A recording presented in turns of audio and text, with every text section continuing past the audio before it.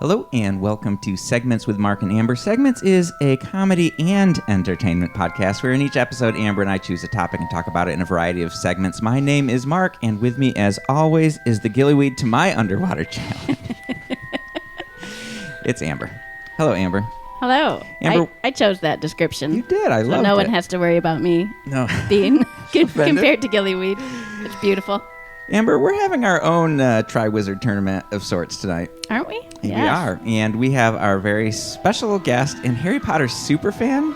Okay, Sarah's here. Hello. Uh-huh. Sarah, welcome to the show. Thank you It's been for a having while me. since we've had a guest. I'm excited. I know, and Amber told me earlier this week that I needed to procure a microphone. And so at 10 a.m. this morning, I went to Guitar Center and procured a third microphone. But it all worked out great, and we're so happy to have you here. So, Sarah, tell our fans, what makes you such a Harry Potter super fan? Like, that's a bold statement. Yeah, well, my relationship with Harry Potter, I guess, would be that I Sorry, read, James. Yeah, sorry, James. I read them for the first time. I think I was in middle school after my sister had read them, and like a lot of things in my life, I just became completely obsessed and did all the things, got all the books, all the movies, all the merch that I'm currently wearing. Yes, I And love it. I also have read the books 4 times and seen the movies countless times. Wow. So, That's very exciting. If I remember, you started your last read-through of the books when we started when we first did our first Harry Potter episode.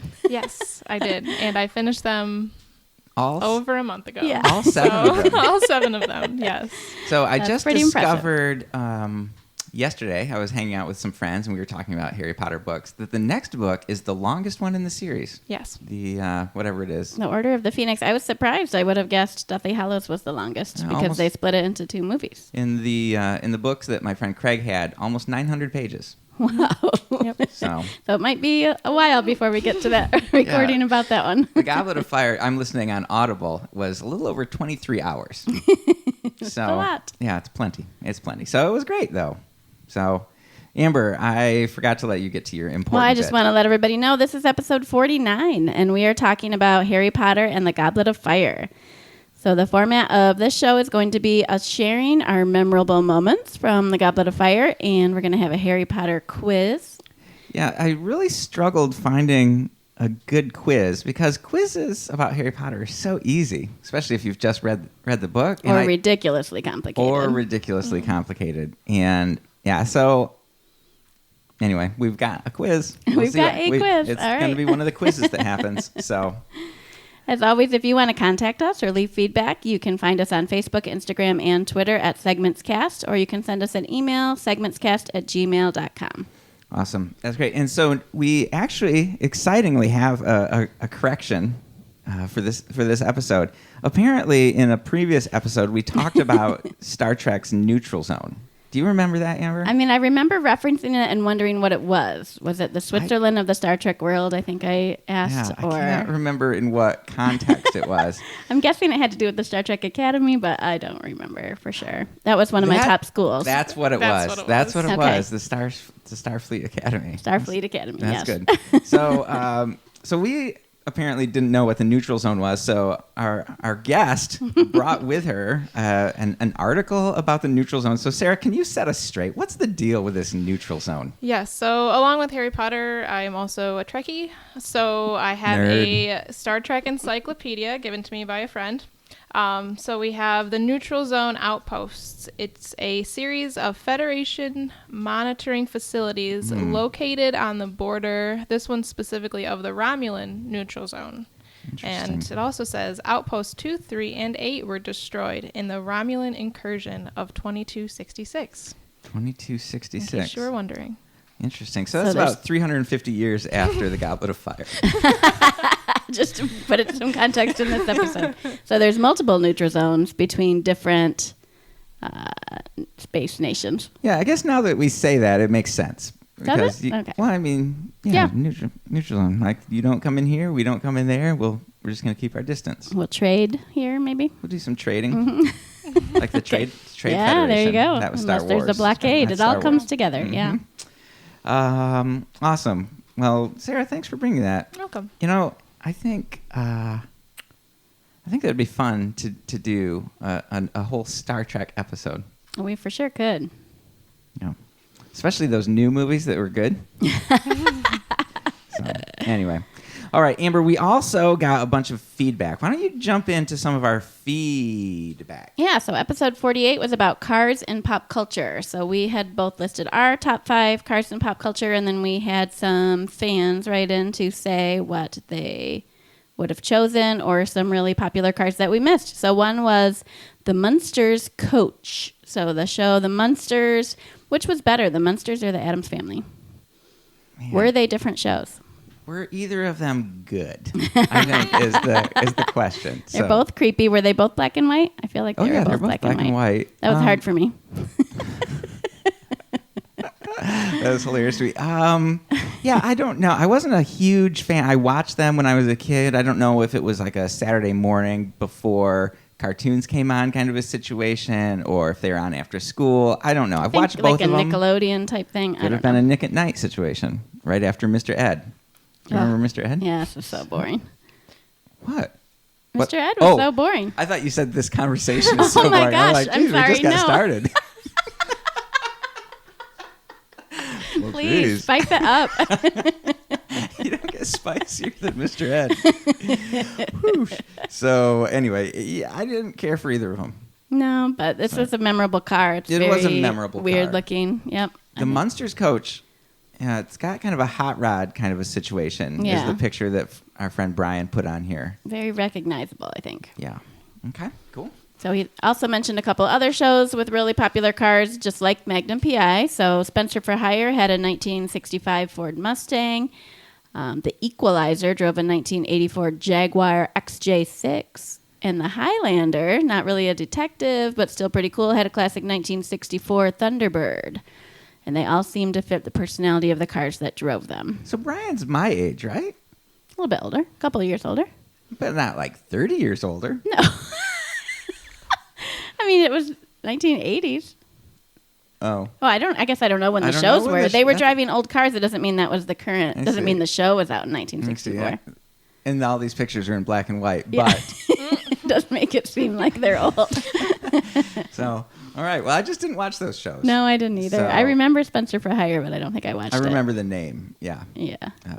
Oh. My mom, friend of the show, Barb, she said no one mentioned the Batmobile or the Orange Dukes of Hazzard car. But then I am old. She is older than me. The Orange Dukes of Hazzard car has a name, doesn't it? General Lee. General The Lee. General Lee. My mom mentioned that one too, but then to me personally, then she said she never really watched Dukes of Hazzard, It just which is is probably why I didn't watch it very much. Yeah. I can picture it. There was no dark arts, I don't think. No, but there was some Daisy Dukes. Correct. Dark in their own way. Yeah, it was definitely dark. But yeah, those both were in my brain swirling Sure, around. yeah. But they just didn't grab me. yeah.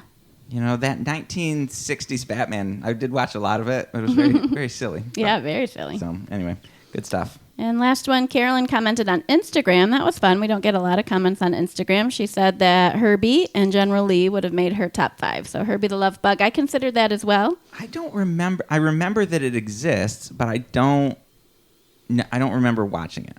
I remember watching it. Do you remember the remake with Lindsay Lohan? I remember that it exists. Okay. But I wasn't a big Lohan fan. Oh, man. A She's Lohanite? Is that what we call him? I like Lohan fan. Lohan fan. So anyway, were you a big Herbie fan there, Sarah? I remember seeing the Lindsay Lohan one, but that's all I got. Gotcha. Because you're just a youngster. Yep. So you probably never watched The Equalizer or Spencer for Hire either. No. Or Magnum PI. Magnum PI I know about because Okay. my mom loved Magnum PI. Okay. Oh, he's so She's good. a big Tom Selleck fan. So. Yeah. Who isn't? Right. Yeah. Oh, awesome. Well, thanks everybody for the feedback. That was really awesome. So let's jump into what's making us happy right now. Amber, do you want to do our what's making us happy right now, or do you want to do some what's making us happy feedback? Let's do feedback because this is actually a couple weeks old. So a couple weeks ago, right before we recorded, I remembered, I was going to ask our fans on Facebook what was making them happy, and I didn't give them a lot of time to answer. So we got a few answers that we shared in our last episode, but then we got a bunch more later that day or the next day, and I want to go back and mention those because it was really fun to read all of them. And then in the future when we post, we'll try to give you a couple days before we record to share what's making you happy. I like that. So Bobby Joe had said so many things are making them happy. They're currently reading Harry Potter as a family, and they're on the Goblet of Fire. Also, their Lighthouse team is planning a big Celebrate event for October, and Nicole Nordeman is going to be there. The school started, so their schedules are getting more adjusted out there. Yeah. So they cannot listen to our podcast with their kids because their kids have not heard the whole series. I was trying to think of a funny joke about Nicole Nordeman in a lighthouse, or maybe a lighthouse keeper of something. Huh. Is there something there? I don't think so. Okay. Maybe. Okay, Yeah. never mind.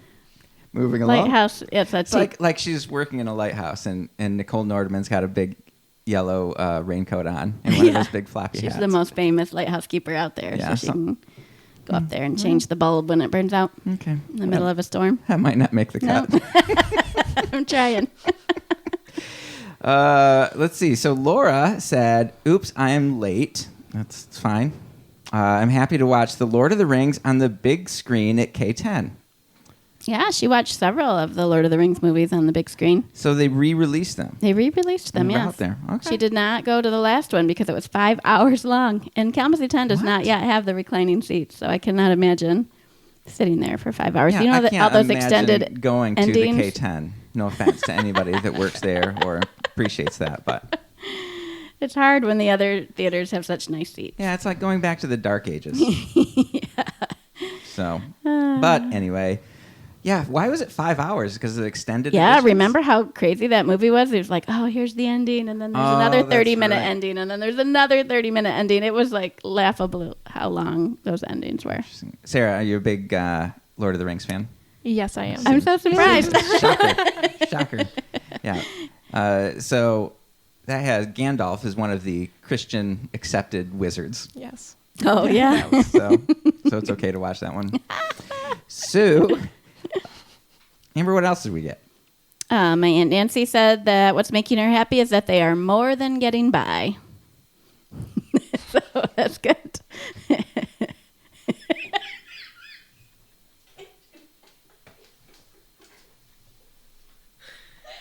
I don't know what to do with that.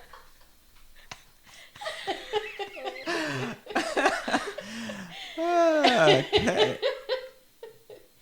Somebody should check in on that. Wow. Okay. Well, good. I don't know what that means. Yeah. What does that mean? I mean, that's good. You're just getting by. That's like you're barely surviving, but you're more than getting by. That's good. That's a good thing. Said in a very sad way. It's like, what's the saddest way I can say that we're I'm not dead yet. So that's good. Oh, man. Oh, dear.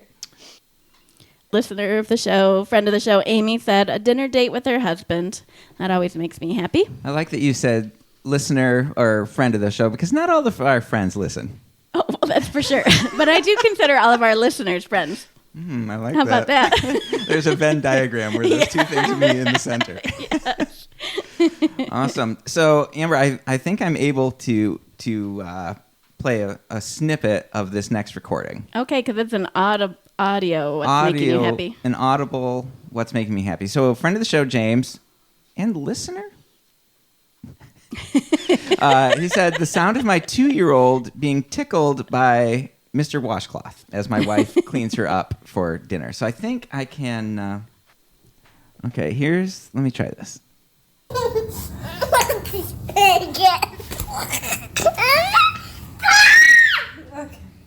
So imagine you just heard a giggling, screaming little baby. Babies giggling are delightful. I told James I would like to figure out a way to make that our transition sound for the What's Making Us Happy segment. Oh, yeah, I could work on that. So thanks for giving me another task, James. Sweet. Our friend Andrea Sager, not a listener, said most likely, said the billowing winds of the Holy Spirit. She's the only one who said that. That's making me happy, too. Yeah, it's making us all happy. And also friend, but probably not listener,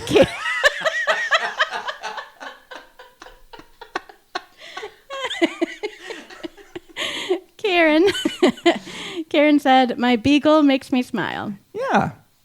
That's great. Everybody loves a beagle. So I like that people were willing to jump in and let us know what makes them happy, even if they are not familiar with our podcast. Yeah, absolutely. Everybody's welcome. We just like to share the joy. So, Mark, what's making you happy? well, Amber, what's making me happy is that I have this past week joined an elite wind ensemble. Ooh, yeah. In the Kalamazoo area. I am in the trumpet section of the Academy Street Winds, which is a combination of the K College student band and people from the community. And I went in concerned that I wasn't going to be good enough. No longer concerned. Okay. And so I missed the first week of practice because I was in Mexico. So this week that we just had was the first week I was able to go, and I wanted to get there on time because I want to make a good impression. Of course. I'm new. And so it's like I have to go to the Dalton Theater. That's where practices are at 4:10. So I'm like, I know where the Dalton Center is.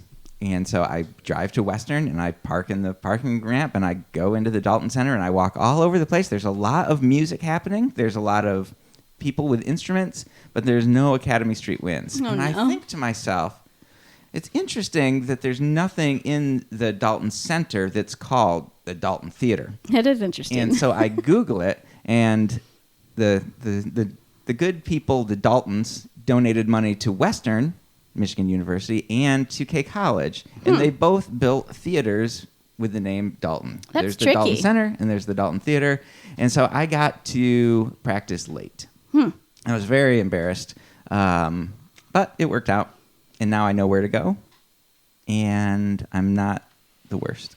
No, you're not the worst. I bet that. So the Daltons must have been musical or theatric in some way, but I feel like they should have just chosen a lane and stayed in it. It's too confusing. Pick a lane, Daltons. Do you think maybe they had children that attended both universities, or maybe they just wanted to support Kalamazoo? Well, I don't know. Maybe we should do like an expose on the Daltons and what they're really Ooh. trying to accomplish. Yeah, we could put that in our corrections next week if anyone wants to do the research for Yeah, us. That's definitely not us. So that's what's making me happy, Amber. I'm back in the elite wind ensemble that I was destined to be part of. That's pretty sweet. So there you go. Amber, what's making you happy? Well, of course, fall TV. We've had a lack of TV all summer long other than Big Brother, and now we're finally getting our shows back. So a couple I'm really excited about is the final season of The Good Place is beginning.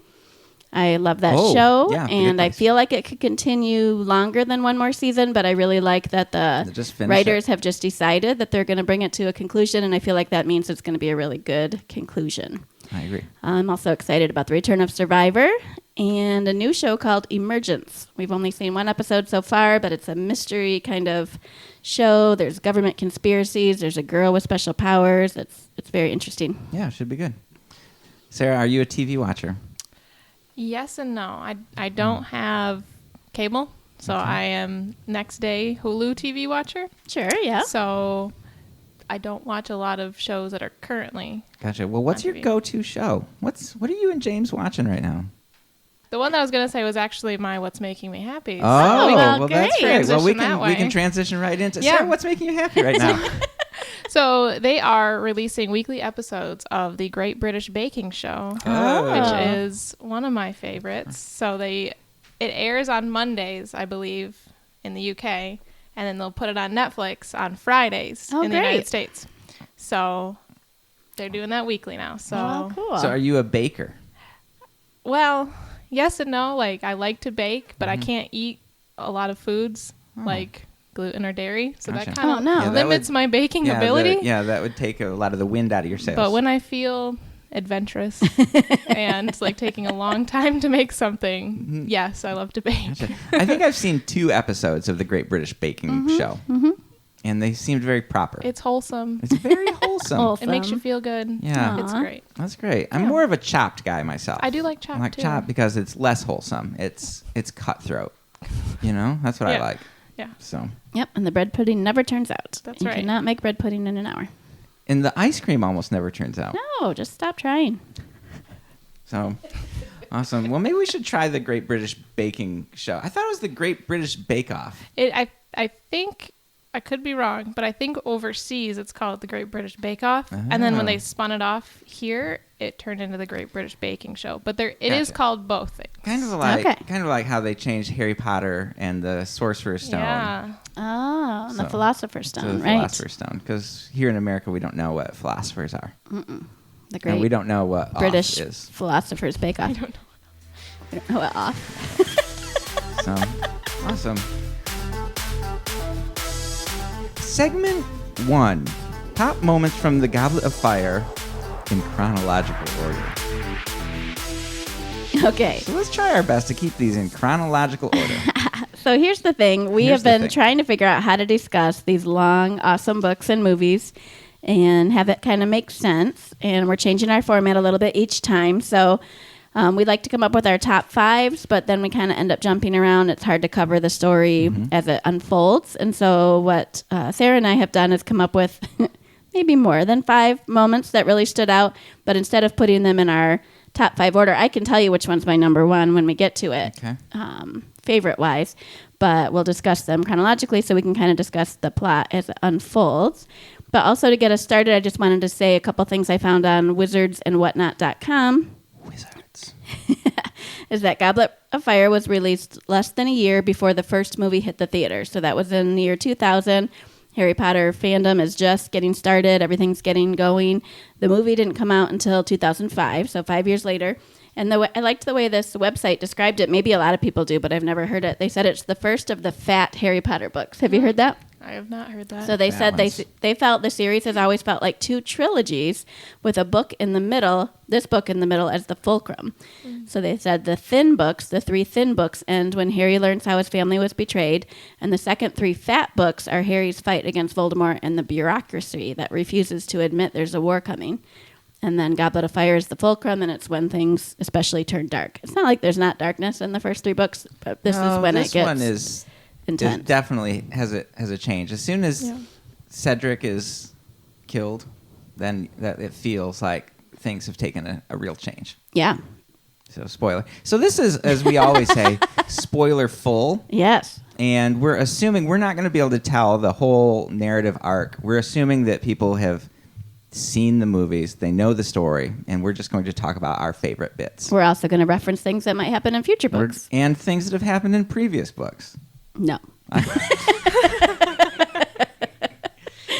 And so what I've done is not come up with a top 5. Right. And what I will do is probably make snarky comments about how the movie was terrible. Oh, no. And just put my 2 cents into your guys' things. Okay, that seems good. I won't say how bad the movie was. It was fine. I liked it way more before I read the book. Or listened to the book, as it were. Right. So, Okay. Anyway. So we just put our chapter numbers on our different moments. So my first moment is chapter 1. Do you have one in chapter 1? All right, so I'll go first. Okay. My first memorable moment is actually the first scene of the book. It's when Nagini, the snake, tells Voldemort that there's the man out in the hall watching. And just this whole scene is really interesting. I think it's the first book where we don't start at the Dursleys. Or we don't start with Harry. I think you're right. And so that was weird. You know, you kind of expect to just hear what's happening with poor Harry stuck in the Muggle world. And instead we've got, like, what's going on? And there's all this story about the riddles and this town and a creepy house and a caretaker. And you can't quite figure out what's going on, but it's really interesting at the same time. So we have this caretaker kind of going up to this house he thinks doesn't know who's in it. And he's can hear somebody talking. Turns out it's Wormtail and a weird, not quite human form of Voldemort. So as he's kind of listening through the door at them, the snake comes past him, Nagini, and talks to Voldemort in Parseltongue and tells him that there's a man out in the hall who they then open the door and kill him. So it's just like a crazy, dark start to the book that we haven't had before. Yeah, I agree. I really loved the intro. I liked kind of the story of Frank and kind of who he was and what his deal was. The fact that, and I don't think in the movie we saw creepy baby Voldemort until later. No, it's just kind of something sitting in a chair that we can't see. Yeah. In the movie, Barty Crouch is in there too. That just Yeah. But really he's not drove- in the book. book. Yeah, No, so that definitely... that irritated me. They can't get, what's his name, to play Barty Crouch without David Tennant, without David giving Tennant. him more scenes. Yeah. And he has that kind of weird lip licking thing in Yes. the movie. That was great because that was also, a little foreshadowing. I also they talked about how the Riddle family died and some rumors about how that happened. So that's definitely something that's going to come up in further books. So that was cool. Sarah, That was any my thoughts on first chapter moment. 1? I was You're going to say welcome. you too about future books. Like, this is really important. Like, this is kind of the pinnacle and like the start point for especially book 7, like when they start to talk about Voldemort's past, Voldemort's history. Again, not at all in the movies, but Yeah. huge part of the books talking about where he came from and like how he got to be who he is and like how he goes back to where he started, because that's where his family was from. And Yeah, Yeah. definitely. All right, so that was my number one moment. Nagini telling on the man in the hall. Okay, Nagini. So anybody have anything from chapter 2? Is that how we're going to do this? chapter by chapter. Chapter by chapter. I don't remember chapter 2. Sarah, what's No. yours? Mine is from chapter 3. That's early. Mine is that, so Dudley is a large boy. Yeah. So He gets larger and larger and through he gets the books, larger right? and larger, yeah. So at this point, his school nurse has told him that they don't have any pants that fit him. Oh. So he now has to go on a diet. So Oh, yeah. Petunia puts them all on a rigorous diet. Vernon calls it rabbit food. They're all just eating grapefruits and lettuce and all these things. So Harry sends his owl out asking for sweets and snacks, and so he has a stash of snacks under his floorboard he's that when got he's 'em snuck upset, in. he just goes and eats his Yes. sweets and smiles to himself. Yeah, so this is great. So we do get to the Dursleys pretty quickly, but it's Yeah. after that fantastic opening chapter. Mm-hmm. And this is very close to when the Weasleys call or send a letter or something saying we want to take Harry to the Quidditch World Cup. Yep. And what's his name? Papa Dursley. Vernon. Thank you. He has to wrestle like, man, I really don't want Harry here, but I don't want Harry to be happy. Which way am I going to go? So I like that. Did they say why he's allowed to have his owl go out this time? Because in the last book he couldn't, or in the movie at least he couldn't. We don't have to put that. Yeah. I don't know. I don't remember. Like Hedwig was really mad that he was stuck in the cage all the time and couldn't. Yeah, maybe go out he and was fly. too loud and squawky for the Dursleys. That could be. Okay. And he's sending letters to Sirius. And Harry tells the Dursleys if Sirius, Oh, yes. this murderer, doesn't get my letters, he's going to That's be why. confused. Oh, you that's know, what it is. so- You're right. Yep. That's a good. Okay. There it is. So, see, I bring something to the table. Awesome. Yeah, I love that. I love the Dursleys. I mean, I don't love the Dursleys. I hate the Dursleys, but there's something. Anyway, and the tongue candy that Fred and George. Fred and George give him. That is in my honorable mention. Oh, that's good. that's- Yes, honorable Did, mention. did you I have love that, it. Amber? No. Okay, so I can talk about that. Yeah, so talk about the Weasleys come to pick up Harry for the Quidditch World Cup. So they actually use flu powder and Yeah. go into their fireplace and just show up in their living room. And they're discussing what they're doing, where they're going, and they say they're going to take Harry, and the twins know that they've been on this diet, so they think it's funny to just drop some candy knowing that Dudley's going to eat it, and they've been working on their Weasley's Wizard Wheezes Yeah. look at in the you. background. So they drop the candy, and it's got an engorgement charm, and his tongue rolls out like a foot long. And they're doing this as they're in the fireplace, so they tell them just to go, and Mr. Weasley stays and takes care of it. But there's that weird play of they don't want to let him use magic, but they know their son has this gigantic tongue. So Yes, Yeah, right. They don't know what to do. A lot of tension for the Dursleys in this chapter. They've already had to have a pigtail surgically removed. They don't Right. need to have And- this tongue dealt with. And the Dursleys' fireplace was all closed It's up. boarded up. It's boarded up, and so they turn up and they're caught behind the wall. Yeah. So and they had to blow it up. It was great. That was all So, pretty funny. Yeah, Yes. it was great. So awesome, Amber. What's your next moment? Mine's not till chapter 13. Do you have Whoa. one before that? It's such a long Yes. book. You got to jump It's a ahead. very I long have book. a few before that. Okay, Right. good. Well, let's go through yours. That's great. Okay, so I talk about the Quidditch World Cup a little bit. So the Weasleys take Harry to the World Cup. This kind of encompasses a couple things. So this is the first introduction of portkeys, Yeah, which yeah. is really important for later. Right. So portkeys transport you from one place to another using any sort of random object. In this case, it's a boot. By this time in the series, we learned that if something is brought in, some new magical thing Yes. is brought in at the beginning of the book, it's going to be important Seems later important. on. Yes.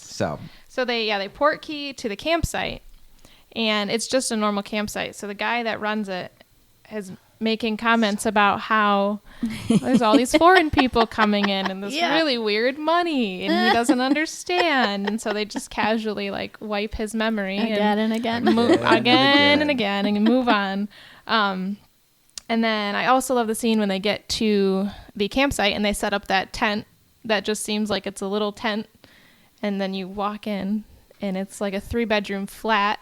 yeah, and so that's very cool. in the movie. That's really good. Yeah. That's maybe the highlight of the Quidditch World Cup in the movie because they. I mean, I understand they had to cut some stuff, Yeah. but they Right. cut a lot, They did. a lot. It does seem like that. Oh.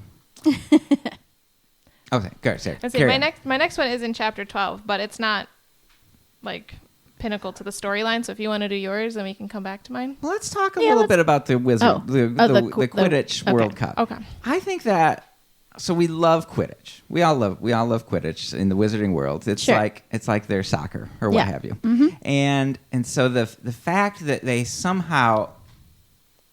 I don't understand how the Muggle and the Wizarding world kind of cross over sometimes, but they've got this gigantic place. There's hundreds of thousands of wizards that have come Yeah. from Yeah. all over the world, and they got this big stadium, and they've put these charms Yeah. that if a Muggle, I guess you will, comes up, and they will remember, or they'll think that they've forgotten something, so they'll leave. I'm like, that just seems like a really funny thing to do. Again and again, maybe. Again and again. But I think they are out in the middle of nowhere, so it'd be unusual for someone to stumble upon them. Yeah.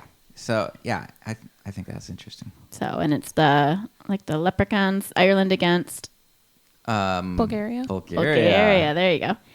And so we have the leprechaun mascots and the Vila. Vila. I thought the Vila was great. They obviously left that out of the Yeah. the book, and I think knowing that Fleur is her grandmother was a Vila, Yeah. which makes her half or quarter Vila or whatever, and then all the dumb stuff that Ron does Right, throughout right. the book in connection Right. with I just think that's great. Yep. So I missed that in the movie, but I thought that, especially since we will find out that they're canceling Quidditch for the whole school year, that we get quite a match here. And Crumb does his fancy dive thing. Do you remember what the dive is called? I don't remember. Oh man, I could have used that in a Oh, quiz that would've been question. good. But it's weird because he catches the snitch when they don't have enough points to win. Yeah, I don't really understand why he does that. Yeah, Yeah. they explain it in the book that Harry or Ron or one of the Weasleys say, he knew that they weren't going to win, and so he wanted to end it on his terms. Yeah. I guess so. Crumbs, not. But they've said that Not a games have Gryffindor. lasted for like weeks before. It seems like you could just keep trying to Yeah. win. But Yeah. And another like movie versus book thing I think Yeah. is interesting in this is that in the movie they're in these like really high seats out of nowhere and Yes. like they can barely see. Yeah. But then in the book they're in like the minister's box. right. Yeah. They have a And- place of honor. Yeah. Yeah, I was really surprised at that. And then there's the whole plot with Winky, who's completely left out of the Right. movie, but her being Yeah. there holding a spot, and there's a very, a mystery there. And Yeah, I thought that was very surprising because it's so important that they're in that box and Winky is there in the book. Right. And then there's still the Malfoys and that kind of a situation. But Yeah. And then Bagman is also not in the movie Not at all. at all. And I really liked Bagman. So I thought he brought a lot to the table. Yeah, anyway, I really liked the Quidditch World Cup. And then do either of you guys talk about the dark mark that gets shot up into the air in the book? No. I thought that was, we'll put that as one of my favorite moments, because it's just, Harry's lost his wand. What happened to that? They're scared. There's these kind of, the Death Eaters are walking around, and they have whoever the camp owner and his family, they're torturing them up in the air. And it's like, oh, wait, this is the first time we've seen kind of the creepiness of the Death Eaters, and maybe it's the first time we've heard the term Death Eaters. I think it is. And then you get this dark mark, and Crouch is so weird about it. Like, he's so intense about it, which I think we learn more about later in the book. But he's like, who did it? He's blaming Harry. He's like looking for, who had it. And now, it's Winky had this wand, but it's Harry's wand. And how'd Winky get it? I just thought that was a great scene. And Bagman comes out of the woods at one point not knowing what had happened. And to me, that made me think that he was a Death Eater and a Voldemort spy, but that's apparently a red herring. There's a few red herrings in there. A few red herrings, so sure. I love that part. So, okay, there you go. Continuing on, past the World Cup. All right. I'm going to go next. All right, so my next memorable moment was chapter 13, and this is... Oh, wait, Amber. Sarah has chapter 12. I know. Oh, you do know? Yeah. She said that was not one of her main ones, and so It's she not, wanted to it's go not first. like important to the whole. Okay. I think we should do it, though. Do you want me to do it first? You could just do it quickly. Okay. We'll just leave out So- the part I said. Chapter 12 Sorry, my is bad. the introduction of the Society for the Promotion of Elfish Welfare, which, again, left out of the movies, but so important, I feel like, to Hermione's, like, her whole character. Yeah, absolutely. She learns in chapter 12, they're at the feast, and somebody makes a comment. It's nearly Headless Nick. The ghost makes a comment about how well the elves did, like the meal, and she stops eating because she realized that elves are the ones that make the food and clean their dorms, and she just does not eat. And then she founds the SPEW, which they all call spew, Good. and creates buttons and makes them wear them. And this is something she brings up not only in this book, but it is mentioned throughout the entire rest of the series. And if I could give a spoiler, but it's eventually why Hermione kisses Ron in the last one. He says during the big battle, like, why did anybody get the elves out? And that's what really makes her fall in love with him. So spoiler. Yeah, so I agree, and so this is I'm glad that you brought that up, because this is tangential to what I think is a very significant theme or a very important idea in the book. Is that this is the point in Hermione's life, because of what's happening with the house elves, that she is really forced to start thinking more critically about the things that she's reading. Right? She has one of her favorite books is the history of Hogwarts, and after she finds out about the elves, I had to look this up. She says that the book should be called A Highly Biased and Selective History of Hogwarts, which glosses over the nastier aspects of the school.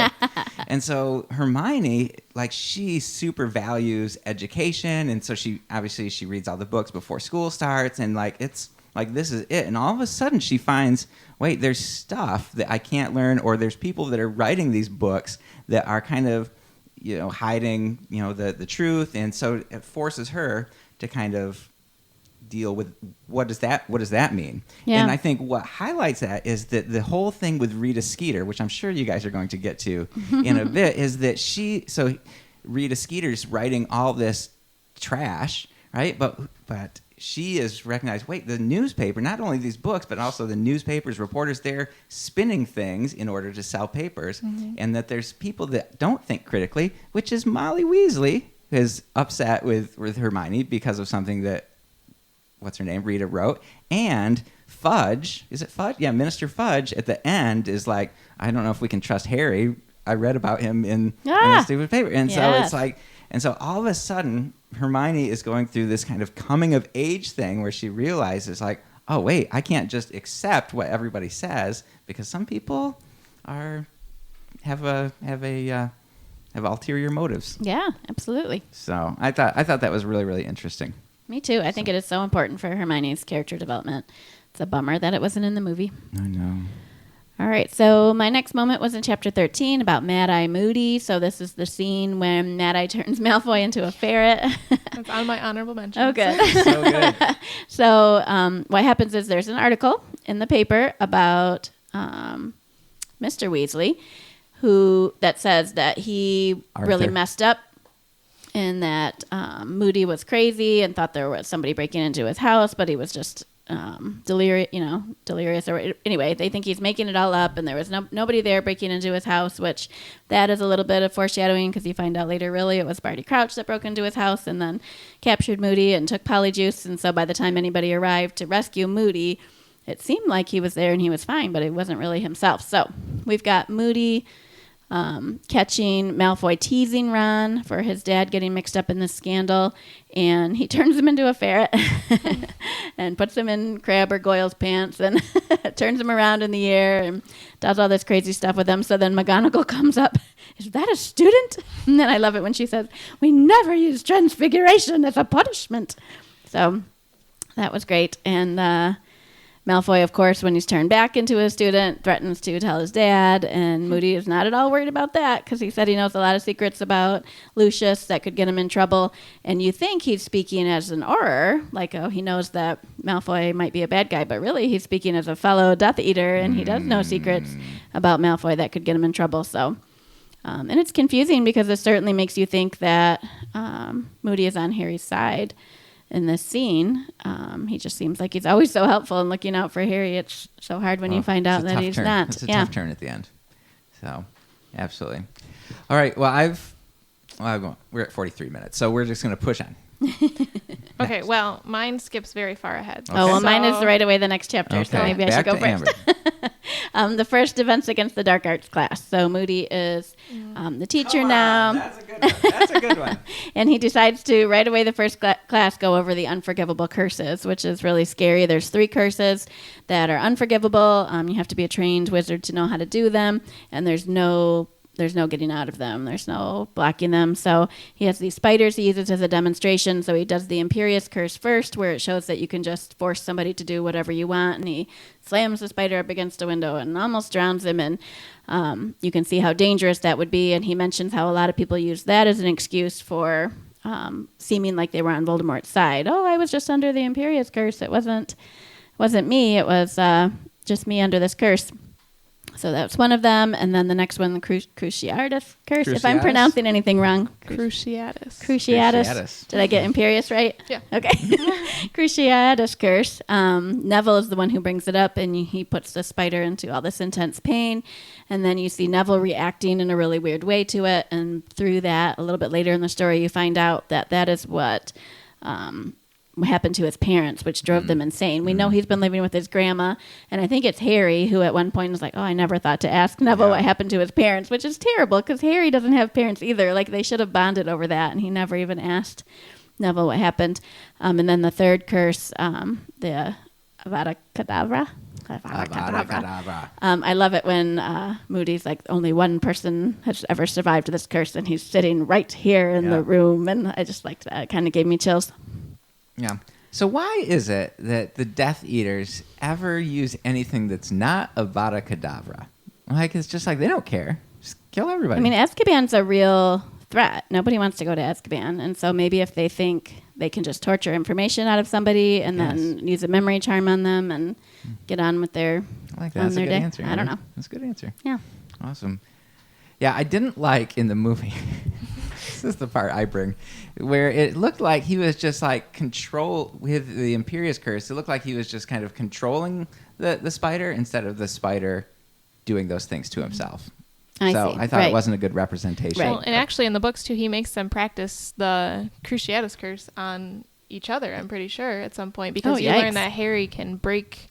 or is it the Imperious Curse that they practice on one another? Oh, you're right. It's the it's the Imperious Curse. Because Harry learns that he can do overcome it. Yeah, you're right. It's the Imperious Curse that they can practice. So apparently you can overcome it. I thought there was no blocking these, but... Yeah. Well, you can... Avada Kedavra, there's no blocking, I guess. Well, you can dodge it, though, because we see Harry do that in the cemetery at the end of the book. So you can dodge it, and he fights back against the Imperious Curse. I don't know about the Cruciatus Curse. Yeah. guess there's not forgivable. They're just not. It's not forgivable. They're unforgivable. Yeah. Okay. So don't do them. Don't do them. It's bad. But Right. unless it's in the dark Defense Against the Dark Arts class, then Yeah. you can do Then it you just can do a little bit. Just against a If, spider. if your teacher's a secret Death Eater, Yeah, then really. it's totally then fine. it's all good. It's all good. Oh, All man. right. So now it sounds like we're jumping forward in the novel. Yeah. My next one was 23. Oh, yeah, you're still ahead. Ah. Mine jumped way ahead. Well, it's so big. I'm glad Yeah. because we've got a lot to cover. So this was actually probably, if I had to pick a number one moment in the thing. So I just really, it's the Yule Ball dance. Yep. I think it's a little bit silly in the movie how they make it seem like Hermione just went through this amazing transformation. All of a sudden she's pretty because she's obviously pretty the entire time. But what I like is when Ron gets jealous and he doesn't really understand why he's jealous. He's clearly really upset with her being with Crumb, but he doesn't understand. First, before the ball even started, they can't find dates, and Ron just kind of idiotically was like, "Oh, Hermione, you're a girl. Why don't you come with one of us to the ball?" And she's like, "I'm already going with someone," and it was just a terrible afterthought kind of thing. So then he's really jealous, and Hermione says, kind of at the end of the dance, "Well, if you don't like it, you know what the solution is, don't you? Next time there's a ball, ask me before someone else does, and not as a last resort." So like she can tell. I don't think Ron really even mentally processed it, knowing the mind of a boy. But she knew, like, oh, he wishes he was with me. And so to me, that's kind of the beginning of their romance storyline. Yeah, I love that. So Harry and Ron go with Patil Padma sisters. and Pavarti Patil, and in the movie, it's a good part of the movie Yeah. when they're just sitting there at that table and the girls are so upset, Yes. just visibly upset. Like, are you going to ask me to dance? And Ron's like, no. They are great. not Enneagram 9s. They were No. not trying to help those girls enjoy that dance. Oh my goodness, it Yeah, was so and good. I do have two of my honorable mentions when they are looking for dates for the Yule Ball. Like Harry Yeah. has to have one to dance with, Right. And Ron just doesn't know how to talk to girls yet. They mentioned, why do they always have to move in packs? Yeah. How are you supposed to get one on their own? Yes. And then Ron says, lasso one. So, and they even joke about asking Moaning Myrtle to Oh, the dance man. if they can't find dates. So, How are you supposed to get one on their own? Yeah. So that's kind of it reminds you that we're dealing with a kid's story. Yes. And that there's kids are just 14 or something at this Yeah. point, Yeah. and so they're just figuring all this stuff out. So I love that. So I like the Yule Ball as well. Yeah. I like that Crumb, and you get that in the book a lot, that Crumb really likes Hermione and he can't pronounce her name, and I think that's he's interesting. A little more fumbling and, walks with duck-footed or whatever in the book. In the movie, he's just pretty cool dude. Yeah, he's cool all the time. Yeah. So, all right, carrying on to our next top moment thing, chronologically. What chapter do you have? my next chapter is 34. So Oh, I'm really man. at the end. Oh, yeah. Mine's chapter 30. I'll just keep Nice. talking. Okay. It is the pensieve. So this is also going to be used in future books. Some of my favorite scenes ever come from the pensieve. But this one, it just gave us a lot of clues about the plot of this storyline and also ones to come. So we got to see a little bit more into the wizarding world and these court scenes, the younger Dumbledore. We see that Karkaroff had been a convicted Death Eater and that he was only set free because he sold out other Death Eaters. And then he was made headmaster of Durmstrang. Like he was sentenced to Azkaban forever. And just because he told on some of his friends, they're like, sure, you can be in charge of a school raising up young wizards. But don't they talk about it earlier in the book that Durmstrang's a pretty dark arts heavy wizarding school? Yeah. And you can tell by their dramatic entrance into the school in the movie with them banging their stupid. sticks. It's really stupid. And it's so trivializing to the girls, too, from, what's this girl's school? Beauxbaton. Beauxbaton. They're just like, ooh, and they're swishing their hips Right. and their And- little silk dresses. Like, come on. And in they're the movie, it's powerful. only girls from Beauxbaton and guys from Durmstrang. Yeah, but I'm that's pretty not sure in the true. book, Yeah. there's it's both. mixed. Yeah, absolutely. And they're not all Vila Right. Durmstrang. Or, no, certainly not Durmstrang. Beauxbaton. Beauxbaton. Beauxbaton. So, so we see Karkaroff was a Death Eater. We also see that Barty Crouch is in there. He helped torture the Longbottoms. That's in the book and the movie, right? It's definitely Yeah. in the movie. Barty Crouch Jr. Barty Barty Crouch Crouch Jr. Jr. Jr. Right. So what is interesting is in the book he's pretty young. Like it makes him seem like he's a barely maybe he's a mid-teen years. Yeah, I was thinking like 16 in the book. Yeah, and he's very worried and upset about being accused. I feel like maybe he'd been struggling with whether or not he wanted to be good or evil, and then his dad's in charge of sentencing him, so he's begging for mercy from his dad, and his mom's crying and begging that he won't be sent to Azkaban, and his dad just sends him to Azkaban. In the audio book, I think the narrator or the reader is named Jim Dale, and he does such an incredible job with just the emotion of young Barty Crouch. Father, yeah. Father, I can't go, and all this stuff. It is so heart-wrenching, and the mom is there, and she's crying, and Barty Crouch Sr. is just like stoic and like, you're no son of mine, and just, which happens in the movie, but it loses all of its weight. Yeah, absolutely. Yeah. And then we find out, so the wife, the Mrs. Crouch, is terminally ill at one point, and so she goes to visit Barty Jr. in Azkaban and uses Polyjuice Potion to look like him and switches places with him. So she dies in Azkaban, and he's able to be set free, which then puts into motion all these other horrible things that happen to Harry. But it's neat to have that background. We also learned that Snape was a Death Eater. That's what I think is very significant. Yep. Very important. So, it was in your honorable mentions? Yes, it is. Yeah. Pretty much exactly you said. And then they also mentioned about Neville's parents being in St. Mungo's. Like, that's where they learn that he's, Yeah, the long bound of... So that's when it occurs to Harry that he never thought to ask. Yeah. Okay. Yeah. I knew it happened at some point. Yep. Yeah, and so we've always had... So we're looking we know what happens, looking back. So up to this point, what were the clues that made us think Snape was bad, and what were the clues that made us think Snape was good, and we didn't really know where to put him? He was really mean to Harry, which put him in the bad category. Yeah, we find out that he was good when he was trying to prevent Harry from falling off of his broom. I think in the very first book. Oh, that's right. We thought he was cursing them, but really he was doing a protection charm. So then you think, well, maybe. And then Dumbledore again and again says he's okay. Even Hagrid says you don't need to worry about him. Like, there's people that Harry can trust saying he's okay. Yeah. I think he always does something that seems a little evil and then always something a little redeemable. So they don't know where to put him, but they're just convinced that he's evil. Yeah, because he's such a jerk. Well, he's super he's mean. nice. They're not making up how mean he is to Harry, for sure. Yeah, he might be my favorite part of the movies. Alan Rickman as Snape is just, every time he's on screen, I just wish he would be on screen more, because his lip curls and his, like, just the way he carries himself and his vitriol against Harry. And was this the book where Hermione's teeth grew really long? Yes. Yeah. And then Snape says, "Oh, I didn't even notice the difference," or something like. He's so horrible. Oh my that gosh. is below the belt. Horrible. That is so horrible. bad. Yes. So he's a Death Eater, or was. And, that's a tricky We'll see thing. what happens with that guy.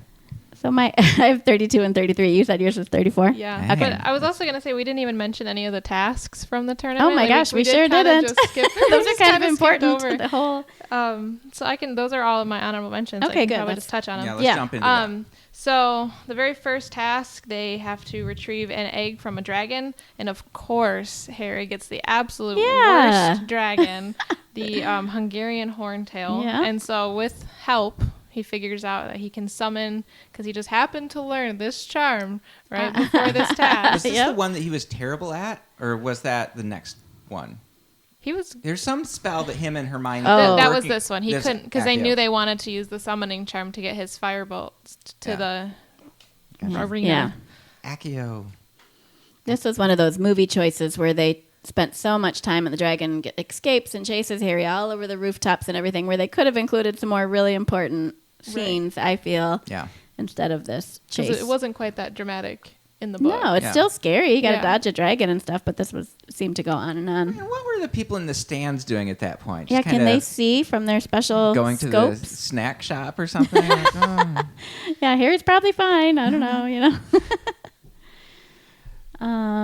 And then the second challenge was the egg. And so that's the tricky. You can open the egg, but you can't understand what the clue is because it's this horrible screeching noise. Yeah, and why does Harry refuse to try to solve the egg for like 3 months in the book? Well, especially after he hears about the water, he's still like, "Oh, definitely not going to try that." I mean, Cedric doesn't say put it under the water. He's just like, take it in the bath. I'm like, just try taking it in the bath. You know, you have literally nothing else to try. And he even lets him go in the private prefix which bathroom where is nobody's going to very be fancy. there. And it's also creepy moaning interesting. Myrtle. Yeah, and it's interesting too because Harry helps Cedric on the first task. Yeah. And then Cedric repays it and helps Harry on the second task, and then he doesn't really listen until a couple days before. And then, or a little while before, but then he doesn't even figure out how to. He never figures out how. And then how. in the movie, Neville gives him the gillyweed, but in the book, it's Dobby jumping on top of him, trying to wake him up because he's running late for his task. Hands him the gillyweed, just says, "Eat this," and he doesn't even know what he's eating. And so, how did Dobby? Somebody told him about the gillyweed. It's kind of convoluted. I think that Moody says he summoned Dobby for something, and then he made sure that Dobby overheard him talking to McGonagall about the challenge. But he said he also tried to help Harry by giving the book about water weeds to Neville, thinking that would help, but it didn't come through. So. And then Dobby broke into Snape's office, took the gillyweed, brought it to Harry. Yep. Gotcha. Yeah, in the movie, they streamlined that a lot with Neville just going, just use gillyweed. Yeah. Adder. So, awesome. And then we had one more task, right? Yeah. The maze. The maze. The final maze. Is this one of your top? No. Okay, so I can mention that. Yeah. So the maze, they all enter in the order of their rank. So whoever's in first place, they get to go and all that. So then they go around the maze. They run into different tasks. At one point, I think he runs into a sphinx and has to give a riddle, or has to answer a riddle, and I don't remember what else they. So the book says that Moody removed a bunch of the obstacles from Harry so that he could get to, because Harry does say, they've not run into anything, and he just keeps getting lost. And he hears screaming. Oh, yeah, from Fleur. Yeah. Does he stumble on Crumb attacking Fleur in the book? I feel like he somehow knows that he did. Or maybe, I don't know. In the movie, he sees Crumb with the weird eyes, but I feel like he does know that Crumb's Crumb trying to went attack bad. Cedric Oh, at okay. one point. So that's how, and then they meet up, Cedric and Harry, and then they help each other for a little bit. Yeah. And I guess that happens in both then. Yeah. So, because I think in the book, in the movie, Fleur is taken by the things and probably implied attacked by Crumb. And in the book, I think he does one of the unforgivable curses on her. Mm-hmm. So. Yep. And then he solves the clue to get past the Sphinx, and then he meets up with Cedric again. And then in his they've learned to trust each other and to be friends, and like, hey, and it ends up not working out for Cedric, but they're like, hey, we'll do it together, which is a very, very big, mature, emotionally mature thing to do for both of them, I think. I think so too. So that leads right into my next moment. Chapter 32 is Cedric's death. Ugh. So the same website, wizardsandwhatnot.com, said that this death was even worse because it was done in such an offhand style. He was tossed aside, a spare, a useless pawn, a life not worth Voldemort's notice. Harry had looked up to Cedric, and then his life was wasted just because they grabbed the cup at the same time. And it's true. It wasn't like this anguishing death. It wasn't like this, oh, no, please save Cedric. And then all of a sudden, they try to protect him and it doesn't work. It's just, boom, he's just dead. And then he's just cast aside. And that shows how cold and evil Voldemort is. Yeah. Because in the movie, we just watched it, he just does say that. He says, kill the spare. Yeah. Kill the spare. Like, it's just that. And he's still a little baby, gross Voldemort at that point. In the movie, once he gets his body, Voldemort does, he kind of like rolls Cedric's face with his bare foot. Super gross. I'm not a foot person. But that gives him a little bit more, like, even noticing Cedric. But in the book, he doesn't even ever mention him again. Yeah. Like, there's no care whatsoever for this boy whose life was just snuffed out at the age of 17. Like, it's horrible. Yeah, that was very emotional. And the movie was very sad. Very sad when Cedric's ghost says, "Bring my body back to my father." And then you notice his father quite a bit when you know that he's going to die. He's mentioned quite a few times at the Quidditch World Cup, and then in the movie, right before he goes into the maze, he's giving this Yeah. big hug. Good luck. I'm so proud of you. We'll see you soon, or whatever. Oh. And then when he comes out with Harry, the dad's cheering. He doesn't know he's dead yet. Oh, it's horrible. Yeah, it's rough. There's definite change. I love the transformation bit with Voldemort, right? And in the book, it's really good. And there's the cauldron, and the bone from Tom Riddle Sr., I guess, and then the blood of Harry that he takes, and then they missed this in the movie, the anguish of Wormtail cutting off his arm and dropping that in, and he's in pain and he's writhing in the book he can just roll around on the ground holding his bloody stump, which is how you should react if you cut off your own hand. Yeah. Wormtail's very strong. In the movie, he just doesn't even flinch. He cuts his own hand off first and then goes to cut Harry and then just kind of walks around. He doesn't even act like it hurt. He's cut his finger off before. He knows how to his old Harry's in a lot more anguish from the slash on his arm than he is from losing his whole hand in the movie. Yeah, that's creepy. Voldemort's back. So, which is that fulcrum that you were talking about, right? Yeah. Earlier.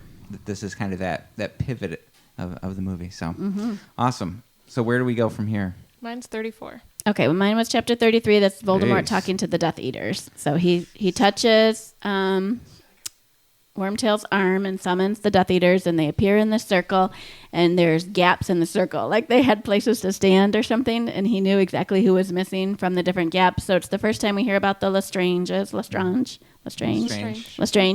we know Bellatrix is coming. He mentions the Lestranges were his faithful servants that ended up in Azkaban because they never betrayed him. I really like the character of Bellatrix coming up, so it was neat to hear their name.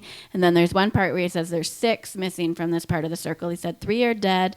He said 1 has run away in fear and will not come back. 1 has betrayed him and will die because of it. And 1 is in faithful service at Hogwarts. So when you're reading that the first time, I for sure was thinking, oh, it's Snape. Snape's the one who's in faithful service at Hogwarts. So that was an interesting thing. You're like, oh my gosh, Harry is right, Dumbledore is wrong. It just gives you all this uncertainty. Later, or with all the knowledge of all the books, you can figure out that it was Karkaroff who ran away, and it was Snape who betrayed him, and Barty who was in the faithful service at Hogwarts. But I really liked that conversation and that ambiguity it gave you of I don't know about Snape. And you'd already learned that he had been a Death Eater, at least for sure, so maybe he is in still faithful service to Voldemort. Yeah, I love it. That's great. Awesome. All right, Sarah. All right, so my 4th one is the Priori Incantatem. Mm-hmm. Yeah. So this is right here. Yes. Yeah. So they are dueling because Voldemort wants to duel with Harry to kill him. So they start dueling, and Voldemort uses Avada Kedavra, and Harry uses Expelliarmus, which shouldn't even work. It's pretty much the only spell Harry knows, I think. It's pretty much his go-to spell. It shouldn't work, but then the wands connect, and they create like this gold thread. They say that over and over again. There's like 5 pages of them talking about their wands being connected. Yes. And before they even get to the Priori Incantatem, they just talk about the wands. So they eventually float up in the air, which I thought was interesting. They don't talk about this in the movie at all. Yeah. I don't think they do, but they rise up in the should air. have. It would have been cool visually. Yeah. And it says they moved away from the graveyards. They go into a different part. Oh, yeah, that's right. You're right. And then as they're holding the spell, the ghost-like figures of the past people that he's killed. So you see Cedric, you see Bertha Jorkins, who's mentioned throughout the series, throughout the book, disappearing. Oh, you're right. She's not in the movie at all. Yeah. She does not come out of the wands in the movie either. I forgot about her for a then sec. Frank Bryce, and then eventually Harry's parents come out. So you see all these different people, and they surround Harry and encourage him to keep holding, and then when you're ready, we'll distract him. And then Cedric, you guys said he asked to take his body back. So then it's just this really cool scene of all the past people, and you realize how many people he's killed to get to where he is. Yeah. And then these people are the ones that are kind of his downfall in a certain way. Yeah. In this part. And then he takes Cedric back, and then they're back. Yeah, I thought that was really interesting. And that chapter is called, what was it called? It's Priori Incantatem. Priori Incantatem, and they don't mention it until the next chapter. Yeah. And then Dumbledore kind of tries to explain it a little bit. But I thought that was great. I thought that was great too. And just that kind of, they're kind of fighting it. Harry shouldn't be able to stand up to him for 1 second. And Right. so anyway, so kind of like Rey out fighting Kylo Ren. Like she shouldn't be able to stand up to Kylo, but she does. Yeah. So Because their lightsabers were made with the same phoenix Same tail phoenix. crystal. yeah, that's it. That's what it is. So awesome. Yeah, I love that. All right, Amber, what's your last I have one? no more. You have no more. All right. So then my very last one is, so we mentioned Ludo Bagman, who they don't mention at all, but he at the beginning at the Quidditch World Cup was taking bets on how Oh, yeah. the game was going to end, and the Weasley brothers ended up getting it Yeah. exactly right. So Weirdly. they should have won all this gold. So he gives them all Yeah. this gold, ends up being leprechaun gold that disappears in a day. So throughout the book, you see the twins talking to Ludo Bagman, and they think they're blackmailing him, or they think there's something weird going on, like Harry, and they all notice it.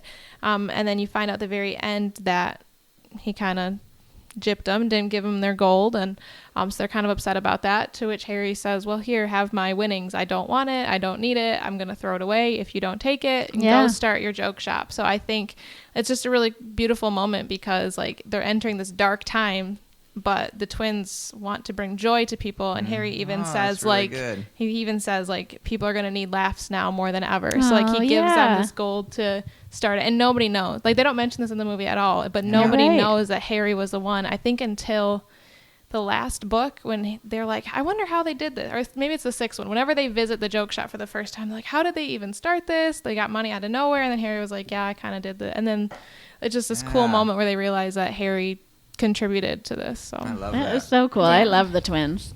I love them so much. Yep. Yeah. I liked in the movie when they were looking for a date. And Ron's like, do you have a date? And then he just like kind of motions to that girl. You want to come with me? Yeah. All right. Yeah, I would have said yes too. Yeah. You like the bad boys, though. Yeah, I do. As we've learned. So yeah,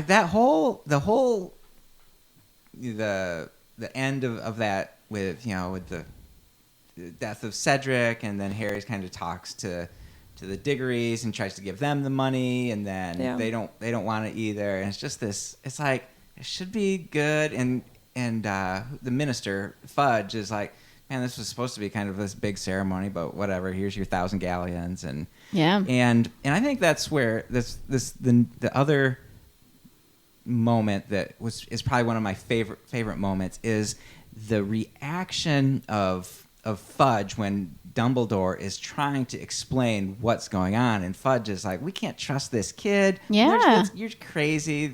Certainly he who must not be named isn't coming back, and he's just like, I can't do anything. I'm not even gonna. And he's just delusional Yeah. because he doesn't want it to be real. And I just thought that was so brilliant. Me too. I It's loved that scary scene. too. You think when your leaders are delusional, scary things can happen. Yeah. Yeah. So it's great. So awesome. Well, that was a great discussion.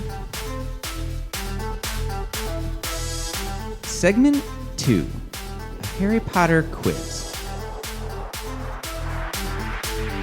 All right, so I looked for some quizzes. I knew that you guys have a lot of Harry Potter knowledge, so I looked at a ton of Goblet of Fire quizzes. Yeah. And we just read it. We just spent an hour or something talking about this movie, and they're all too easy. And so what I found, I went on to Pottermore to see what they had there, and there is a quiz about Hogwarts Castle, and I thought maybe this is just a question: how well do you know Hogwarts Castle? Okay. All right? And there's 15 questions, and so if we each do one, and then there's a tiebreaker. I don't know what's going to happen. Yeah, let's This do that. is as we do quizzes. We just Okay. figure it out. So this is the Hogwarts Castle quiz from Pottermore. Pottermore is like a big fancy Potter website. Yeah. Okay, so which one of you guys wants to go first? I'll let Sarah go first. Sarah is going first. I'm only going to give you I'm nervous. the multiple choice if you need it. Okay. Okay. Because that'll be more fun. Yeah.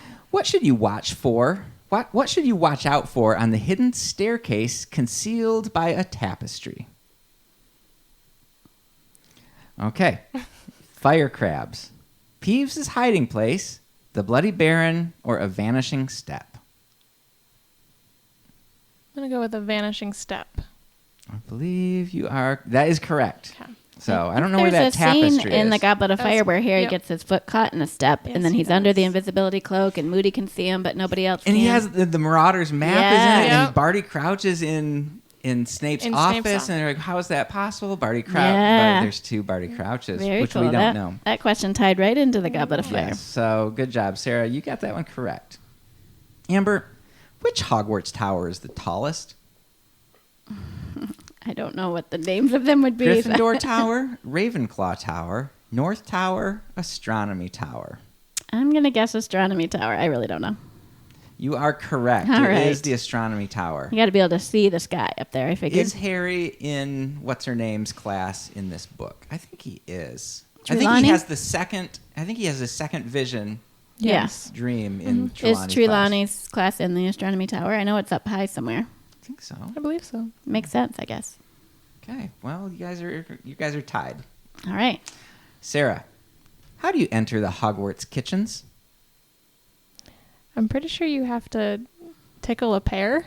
Yes, you have to tickle the pear in a Wow. bowl of fruit Fruit, painting. yep. That was in this book as well. That's when Oh. Hermione goes down to see all the That's the right. elves. They see Winky drunk. Oh, Yeah. that's so good. Love the house elves. Yeah, tickle a pear. Look Wow, at that. Sarah, that's great. I would not have gotten that. without the clues. Okay, Amber. Where is the Slytherin common room located?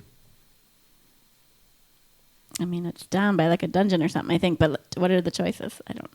This doesn't seem true to me, so I don't Okay. know the answer. But these are our options: under the lake, by the Forbidden Forest, below the Owlry, the top of Slytherin Tower.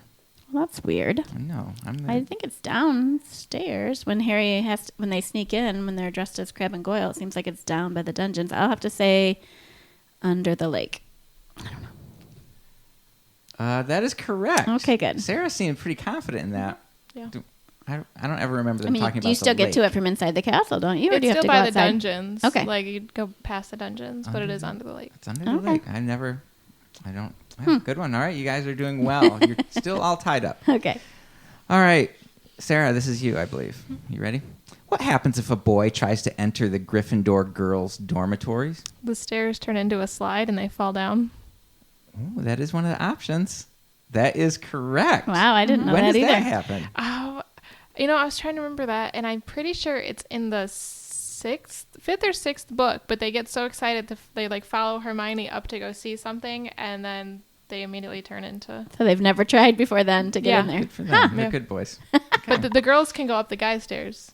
Oh, But the guys can't go up the girls' stairs. well, that's interesting. Interesting. Okay, Amber, are you ready? I'm ready. Which creature does Harry not encounter in the Forbidden Forest? No, don't give me any multiple choice. I'm just going to say it. No, just kidding. Mooncalves, Moon calves like a cow. Okay. hippogriffs, acromantula, centaurs. The first one, moon calf. Yeah, what's a mooncalf? I don't know. I wonder if that's even in the book somewhere. I feel like it's got to be somewhere. I don't know. It's probably. I have the Fantastic Beasts and Where to Find Them book. Oh, So if I find it, yeah, I'll let yeah. you know. Yeah, let us know. I bet it's in that. Okay, Sarah, you guys are doing so good. The room of requirement is located opposite a tapestry of whom? I'm gonna need multiple choice. Okay, Gregory the Smarmy, Boris the Bewildered, Gwendolyn the Weird, or Barnabas the Barmy. It's a tough one. Can you say it one more time? Gregory the Smarmy, Boris the Bewildered, Gwendolyn the Weird, Barnabas the Barmy. Oh, she's stumped on this one. I don't know this one. I'm gonna have to go with the second one. Boris the Bewildered? Let's find out. I don't think that's right. It's actually Barnabas the Barmy. What the heck is a barmy? Yeah. I don't know. I like it. I though. noticed the first one didn't have alliteration. That's the only one that didn't. Yeah. And then they have the two rhyme, but I would have guessed Gwendolyn. Yeah, Gwendolyn the Weird. So Barnabas the Barmy. All right, Amber. I don't know, but Sarah missed one. Yeah, So I might have a she's- chance to win. She might have a chance to win. So let's see what the next question is. Where does the passageway concealed by a one-eyed witch statue lead? Where does the passageway concealed by a one-eyed witch statue lead? To Hogsmeade. I need more specifics. It's the restaurant in Hogsmeade, I think, but I don't remember what it's Are called. you saying? All right, I'm going to give you, yeah. I think you're correct. It's Honeydukes, isn't it? The Honeydukes. Ah, Honeydukes nice. cellar? Yeah, that's correct. So we're going to give that to you, Amber. Wait, because, it's Honeydukes the candy shop, though. Yeah. I said the restaurant. I was thinking it was the bar, so I think I'm wrong. Oh, What was the other choices? the Shrieking Shack. No, the Hog's Head. That's Is that what I the- would have guessed. I would have The guessed Hog's Head. Honeydukes cellar. All right, so you We both both missed got one wrong. Oh, man, that's awesome. Okay, well, good. All right, Sarah. Yep. How many staircases are there in Hogwarts? 125, 142, 112, 138. This is what happens when you try to find a hard Harry Oh Potter my quiz. I don't know. Say them again. They do say, sorry, this question is a bit mean under there. Say it again. 125, 142, 112, or 138. I'm going to go with 142. Okay, That's what I would guess, too. let's see. You are correct. Ah. Woo! Why did you go with 142? I don't know. It just, Just- it felt just- right. An All obscure right. number. 125 is too round. Yeah. I don't know. Okay, Amber. Okay. What do the Muggles see when they look at Hogwarts? I need a multiple choice. A disused power plant, a mountain, an abandoned department store, an old ruin. I think it's the power plant. Oh, I'm sorry, Amber. Oh. It's an old ruin. Okay. Maybe it's an old ruin of a power plant. So now you are behind. Yeah, I'm behind. You're behind. You missed one. All right, Sarah. Which Hogwarts subject is taught in North Tower? Here's some options. Yep. Arithmancy, ancient runes, divination, or astronomy. Sarah gets some tough ones. Yeah. North Tower. Could it be arithmancy, ancient runes, divination, or astronomy? I'm going to go with divination. I like it. Let's see. You are correct. Okay. When So they that were answers asking our about the question. towers, was the North Tower different from the astronomy tower? Yes, Yes. I believe so. There was Okay. 2 towers. So the astronomy tower is where Dumbledore, spoiler alert, yes, falls yes. off of. So Oh, jeez. What? Because it's the tallest one. All right, Amber, you need to get this one. Okay. Which feature of the Hogwarts grounds owes its existence to Remus Lupin? The Whomping Willow. I believe you are correct. That's one of the options. You are correct. Good job. Sarah, which of these people were never a Hogwarts head teacher? Never. Phineas Nigellus Black, okay, he was. Roderick Plumpton, Dexter Fortescue, Dilys Derwent. Okay, the only one I know for sure is the first one. Phineas Black But you say was not? was not. Oh my gosh. So I don't know who's Roderick Plumpton. Any ideas? Dexter Fortescue. I know Fortescue sounds familiar. That's Yeah, it the sounds that's the familiar. ice cream shop. Oh. I'm pretty sure. Dilys Derwent. Dilys Boy, Derwent. I'm gonna girl, go we with the don't know. second one. Roderick Plumpton. Yeah. Okay. You are correct. Aha. Is it a character? Does it say? I wish it did, Okay. but does not. Okay. Okay. So, Amber, I don't know if you can win. Okay. Okay, this is the 14th question. Okay. There's one question after this, but then that would be uneven. And we both get one wrong? Or no? I thought that you got 2 wrong. Oh, that makes sense. I've gotten one wrong. Yep. Yeah, that's what Okay. I think. Because All I right. think it was even. Amber, which floor is the prefect's bathroom on?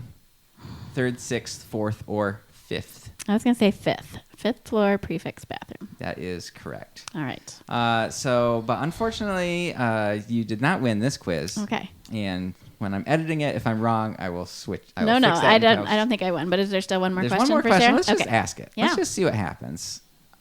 Which ancient tome lies hidden in a secret locked tower at Hogwarts? The Book of Admittance, Magic Most Evil, with extra E's in it. Mm-hmm. Magic Most Evil, The Book of Secret Locked Towers, or Hogwarts, A History. What was the question again? Which ancient tome lies hidden in a secret locked tower at Hogwarts? The Book of Admittance, The Magic Most Evil, The Book of Secret Locked Towers, or Hogwarts, A History. I feel like The magic most evil sounds. Okay. I Should like be it. locked up. Just keep that locked up. I'm very sorry. That's incorrect. It's actually the Book of Admittance. I wonder what that is. I don't know. I wonder if Dumbledore uses that in part of his Horcrux research or something. Time for I a don't know. reread of the books, I Right, guess. So, must not be a big part. So, awesome. Well, that was fun. Good job, That was Sarah. fun. Thank you. That was a good quiz. It was a great quiz. Except for that stare question, but luckily you got it right. That's one of those that was cheatery questions. Yeah. All right. Well, thank you so much for joining us. We would love to hear from you. You can leave feedback about this episode on Twitter, Instagram, or Facebook at SegmentsCast, or send us an email at segmentscast@gmail.com. Or you could always leave a comment on the episode page at segments.libsyn.com. We would appreciate it if you look us up and subscribe on your podcast. What? Pod? That's a weird one. Podcast. That would be like a fishing show. Look us up and subscribe on your podcast player of choice and share our show with others. Awesome. And we want to say thank you to Emma for the logo and graphics. If you want her to draw you a little something, she's taking commissions. As always, you can contact her through our email, segmentscast@gmail.com. And thank you to our nephew, Gabriel, for our intro and outro music. He is EDM Samurai, and you can find him on SoundCloud. Sarah, thank you so much for joining us. Thank you for having me. It was This fun. was a real It hoot. was super fun. This is the best. Yes. So, and I didn't even have to prepare a top 5. I could just give my little snarky comments whenever I wanted to. So,